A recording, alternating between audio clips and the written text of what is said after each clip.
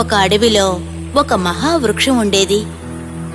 అది దాని చుట్టూ ఉన్న చిన్న మొక్కల్ని అవమానిస్తూ అవహేళన చేస్తూ ఉండేది.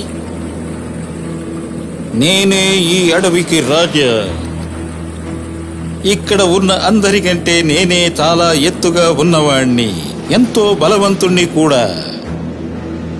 ఎన్ని గాలులు వచ్చినా, తుఫానులు వచ్చినా ఎదుర్కోగలవాడిని నేను.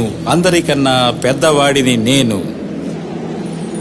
మేము సన్నగా ఉండొచ్చు, నీలాగా బలవంతులం కాకపోవచ్చు, కానీ గాలివానకి తుఫానుకి నీలాగా మేము కింద పడిపోము, తెలిసిందా?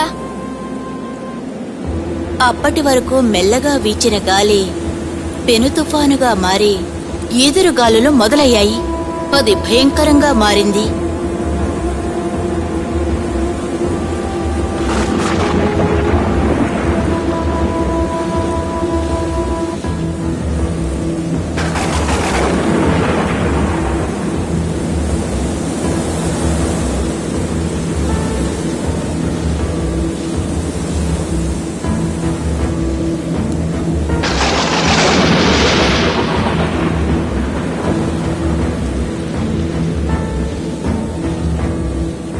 నేను అందరికంటే కూడా చాలా బలవంతుణ్ణి. నేను అస్సలు తల వంచను. ఎంత పెనుగానులకైనా నేను తట్టుకోగలను.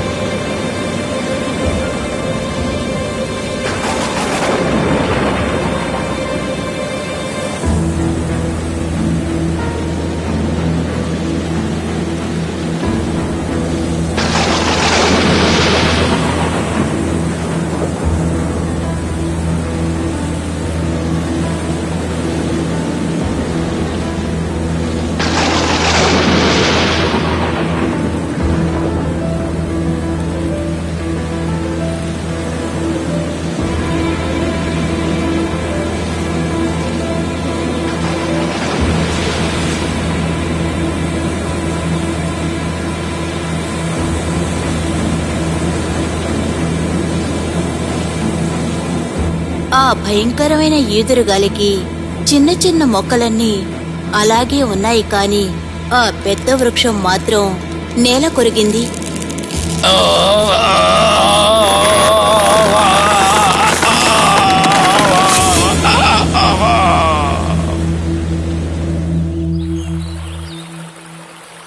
చూసావా, ఇంతకు ముందు నువ్వు మమ్మల్ని అవమానించావు, ఇప్పుడు నువ్వే కింద పడిపోయావు. చూసావా, ఈ భయంకరమైన గాలి వల్ల నువ్వే అనవసరంగా కింద పడిపోయావు.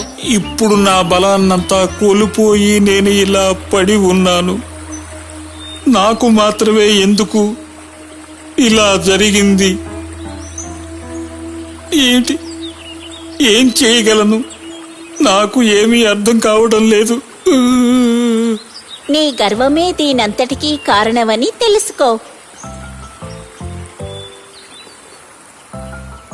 ఇంతకు మునుపు నువ్వు గర్వంతో చెలరేగిపోయావు కదా, ఇప్పుడు నిస్సహాయంగా కుప్పకూలిపోయావు. పాపం.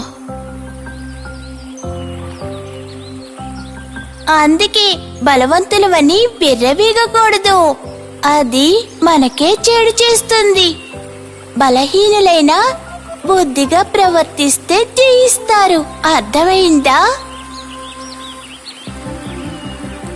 అందుకే మేము సుడిగాలిని కూడా ఎదుర్కొని నిలబడగలం. మొక్కలో వంగంది మానయ్యాక వంగదు, తెలుసుకున్నారా? చిన్నప్పటి నుంచి మర్యాద నేర్చుకోవాలి, గౌరవంగా బతకాలి.